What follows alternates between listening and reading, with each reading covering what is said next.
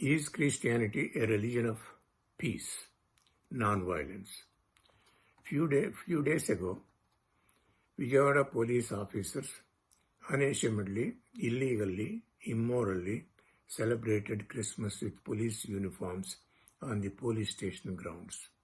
They are openly insulting and denying the fundamental rights of Hindus with the support of the Christian Chief Minister, Sri Jagan Mohan Reddy. During that Christmas celebration, one of the police officers said, "Christ is the epitome of Shanti and Sahanam." In my previous video, I talked about how intolerant was Jesus by referring to the verses from Bible itself. Today we will talk about how violent and cruel the Bible is, which is contrary to the deceptive, false, and misleading statement by the police officers. Many Christians misled themselves and misled by others to the claim that the Christian faith is all about love. Christian talk about love only serves to mask, conceal, and legitimize the violent nature of Christianity. As per Friedrich Nietzsche, the Christian faith is more about hatred than about love. At the bottom, Christian love is inverted hatred. In fact, Christian faith is about treacherous love of a weakling self. Christian love tries to hide and legitimize violence and hatred. In India, they have perfected their sermons to make the poison as a palatable love.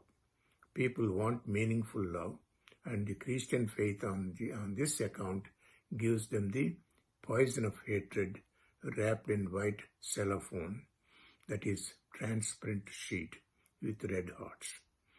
Let us look at some of the examples of what Jesus said about division or peace in the Bible. Luke 12 verses 49 through 53. I have come to bring fire on the earth. Do not think I came to bring peace on earth. No, I tell you, but division. From now on, 5 in one household will be divided, 3 against 2 and 2 against 3. They will be divided, father against son, son against father, mother against daughter, daughter against mother, mother-in-law against daughter-in-law, and daughter-in-law against mother-in-law. That is how cruel one can get. Jesus can and he did utter these words, creating chaos in the family and the humanity. Matthew 10 verses 33 to 38. Do not suppose that I have come to bring peace to the earth. I did not come to the peace. Matthew 10 verse 33-38. Do not suppose that I have come to bring peace to the earth. I did not come to bring peace, but a sword. For I have come to turn a man against his father, a daughter against her mother, a daughter-in-law against her mother-in-law. A man's enemies will be the members of his own household. Jesus is so jealous, he did not want Christians to love his own parents.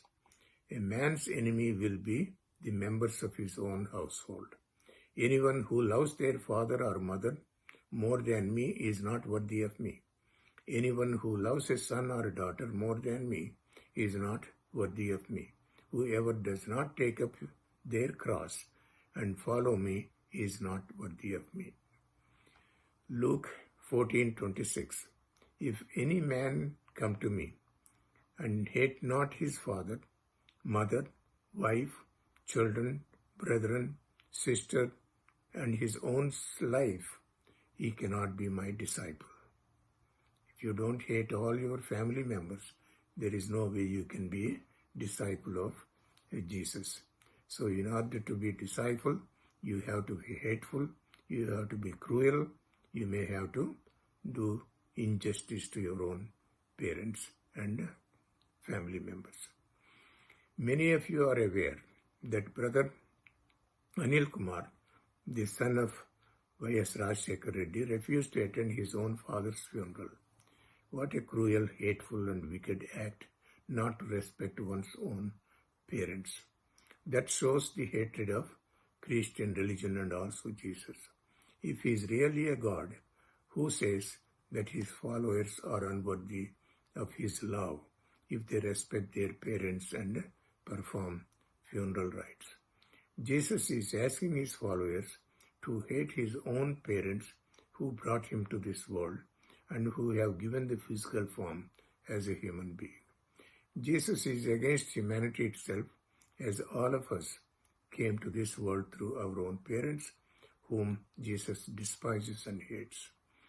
If he is asking people to hate their parents, it amounts to hating the whole humanity. Jesus espousing non-violence. Jesus is jealous and exclusive and an advocate of death. John 14, verse 6 says, I am the way and the truth and the life. No one comes to the Father except through me. Leviticus 24, 15, 16, whoever curses his God shall bear his sin, and whoever blasphemes, that is, curses the name of Lord, shall surely to put to death. Book of Isaiah 13:16. Their children also shall be dashed to pieces before their eyes. Their houses shall be spoiled and their wives ravished. Based on these verses, Jesus saying that there is no other way to God except through him. There is no room for compromise. You will be condemned to eternal hell. Being good has no consequence. Even if you sacrifice all your life to do good things to other people and help other people, you cannot escape Jesus' wrath. Not by believing in Jesus alone can make him violent. Just going to church may not be good enough also. That's the reason churches and pastors have become the source of disunity where none need to exist. And non-believers are supposed to go to hell. Let us see what the Bible says. The Bible says that if you are not with me, you go to hell. It is totally an exclusive club. Nobody can join unless they accept Jesus. And yes, Jesus said to have spoken these words according to Mark 16, verse 16. Whoever believes and is baptized will be saved.